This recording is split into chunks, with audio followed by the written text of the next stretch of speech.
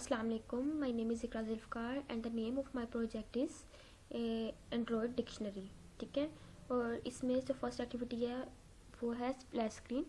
इसके अंदर हम स्प्लैश स्क्रीन लगाने के लिए मैंने लीनियर लेआउट में इमेज भी लगाया हुआ है. इसका डिज़ाइन कुछ इस तरह से शो होगा.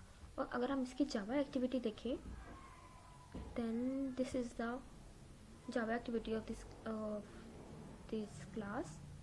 इसमें उन्होंने थ्रेड लगाकर और एक्सेप्शन लगाई, ट्राई एंड कॉच एक्सेप्शन लगाई और ट्राई के अंदर इंटेंट लगा दिया है जो कि मूव करेगा कि हमने किस एक्टिविटी से कहाँ तक जाना है. या आपको पता है कि हमने स्प्लैश एक्टिविटी से लॉगिन एक्टिविटी पे मूव करना है. ओके, तो नेक्स्ट एक्टिविटी है लॉगिन एक्टिविटी और इसका डिज़ाइन कुछ इस तरह से शो होगा. एंड द कोड इसमें मैंने क्या किया है, लीनियर लेआउट में एक कोड नेस्टेड लीनियर लेआउट लगाया, उसके अंदर टेक्स्ट भी लगाया हुआ है, 2 आई टेक्स्ट लगाए हुए हैं, बटन लगा दिया और फिर टेक्स्ट भी लगाए हुए हैं. और अगर हम इसकी आए एक्टिविटी पे, जावा एक्टिविटी पे, तो इसमें एक बटन का ऑब्जेक्ट क्रिएट किया हुआ है. तो फिर उसी ऑब्जेक्ट को कॉल करके हमने फाइंड व्यू बाय आईडी के थ्रू इसके आईडी के साथ एक्सेस दी हुई है और इसी बटन पे हम लोगों ने क्विकली से अप्लाई कर दिया हुआ है. और वही ट्राई एंड कॉस्ट एक्सेप्शन लगा दिया है, मतलब इंटेंट वो किस एक्टिविटी से किस एक्टिविटी तक मूव होगा. ये यहाँ पे लॉगिन एक्टिविटी से मेन एक्टिविटी मूव होगा. और main activity is this and the design of this activity is looking like this. ठीक है, इसके अंदर टूल बार लगाया हुआ है और सर्च भी लगाई हुई है. अगर हम इसका कोड देखें तो इसमें कोऑर्डिनेटेड लेआउट में ऐप बार लेआउट लिया हुआ है, उसके अंदर टूल बार लगाया हुआ है एक, और फिर लीनियर लेआउट लेकर उसके अंदर सर्च भी अप्लाई किया हुआ है. ठीक है, और अगर हम इसकी मेन एक्टिविटी पर जाएँ and the main activity is this.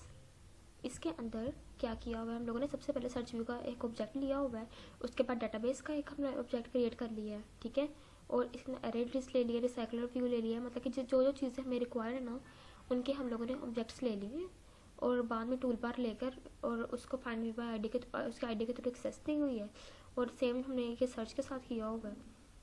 और फिर डाटाबेस है, उसके अंदर इफ एल्स की कंडीशन लगाकर जो हम लोगों ने डाटाबेस का फंक्शन परफॉर्म करने हैं वो परफॉर्म करती हैं. और उसका कोड कुछ इस तरह से, और इसके अंदर भी इंटेंट लगा दिया है कि हमने किस एक्टिविटी से किस एक्टिविटी में मूव करना है. ये मेन एक्टिविटी है, हमने इस एक्टिविटी से अपने नेक्स्ट वर्ड मीनिंग एक्टिविटी पे मूव करना है. तो वैसे ही इन लोगों ने अप्लाई कर दिया है. और ये इसका रिमेनिंग कोड है जिसमें डाटाबेस का काम किया हुआ है. इसमें रिसाइकल भी लगा दिया है, हिस्ट्री अडाप्टर को क्योंकि वो नेक्स्ट से कहाँ से काम मूव करेगा तो वो सारा यहाँ पे ले लिया है. और अंदर कौन से मेन्यू भी अप्लाई किया हुआ है. ठीक है, और मेन्यू में क्या किया हुआ है, आइटम सेलेक्टेड है, अगर वो मतलब कि अगर आईडी है एक्शन सेटिंग्स कर रहा है तो वो एक्शन सेटिंग वाली एक्टिविटी में मूव कर जाए. ठीक है, ये सारा राइट. और इसके बाद हम लोगों ने कहाँ पे activity word meaning activity and this is the word meaning XML file which is looking like this. okay, the code of this file is coordinated layout में हम लोगों ने ऐप बार लेआउट लेकर उसके अंदर टूल बार लेआउट लिया हुआ है. और टूल बार लेआउट के अंदर इमेज व्यू इमेज बटन लगा दिया और फिर उसके अंदर टूल बार अप्लाई कर दिया हुआ है. और एंड पे टैब लेआउट हम लोगों ने ले लिया है और व्यू पेजर भी अप्लाई किया हुआ है जो कि इस तरह से दिखेगा. अगर फ्रेगमेंट डेफिनेशन के अंदर आए वो इसी का एक पार्ट है, लेकिन हमने इसको फ्रेगमेंट्स के थ्रू वर्ड मीनिंग एक्टिविटी में अप्लाई किया हुआ है. इसमें हम लोगों ने नेस्टेड स्क्रॉल व्यू में लीनियर लेआउट लिया हुआ, उसके अंदर टेक्स्ट भी अप्लाई किया हुआ है और इसका डिज़ाइन कुछ इस तरह से शो होगा. ठीक है, और इसके अंदर हिस्ट्री आइटम लेआउट में ये इसका डिज़ाइन ऐसे शो होगा. हिस्ट्री मतलब कि कैसे वो उसकी जो हमने सर्च किया होगा वो किस तरह से शो होगा. ठीक है, और इसका कोड ये है. हम लोगों ने कार्ड भी लिया, उसके अंदर लीनियर लेआउट लेकर और टेक्स्ट व्यू 2 अप्लाई कर दिए हुए हैं. ठीक है, और अगर हम अब फ्रेगमेंट्स पे आए, नहीं वर्ड मीनिंग एक्टिविटी पे सबसे पहले हम लोग आते हैं.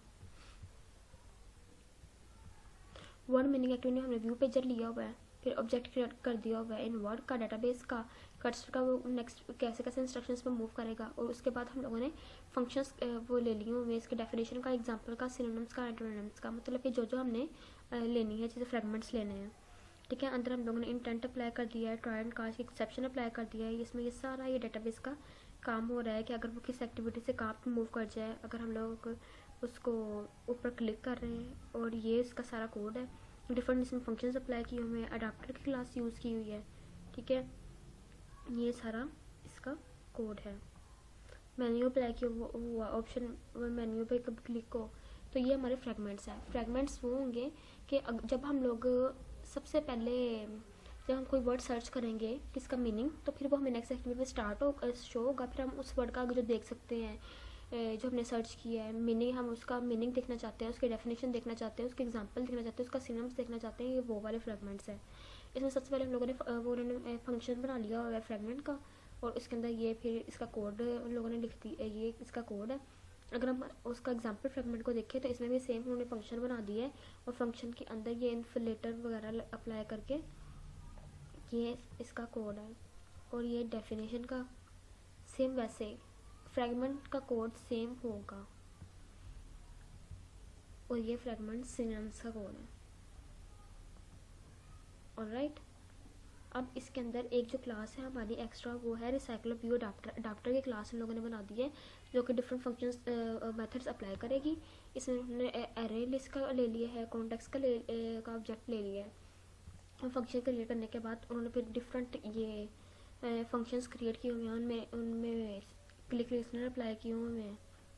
ठीक है, ये सारा इसका कोड हो गया। और इसके बाद अगर हम वैल्यूज़ में ये कलर्स की फाइल है, और ये हमारी स्ट्रिंग्स हैं, और ये स्ट्रिंग्स अंदर अप्लाई की हुई हैं, और ये स्टाइल्स हैं। और ड्राइबल में डिफरेंट ये सिर्फ मैंने सिंपल कॉर्नर्स अप्लाई किए हुए थे ना, ये उनका कोड है just.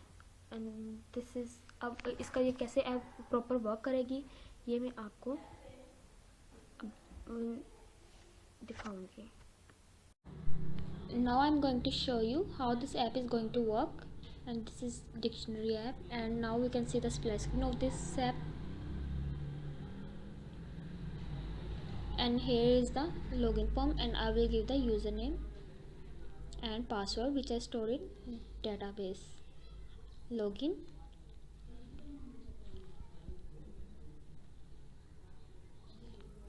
and this is the main activity of this app, and we can search the word whom meaning we want to know, and this is the definition of this word, and synonyms, antonyms, and the example. We can also listen the pronunciation of this word.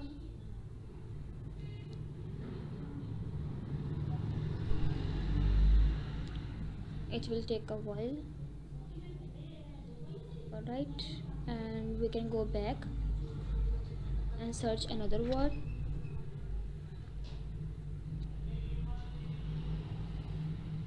This is the definition, synonyms, antonyms, example. Alright, we can also listen. Okay, and this is how. And if we want to go to settings, and if we want to clear the history, we need to click on that, and yes, go back, and all the words that we have searched has been cleared. So this is how it works.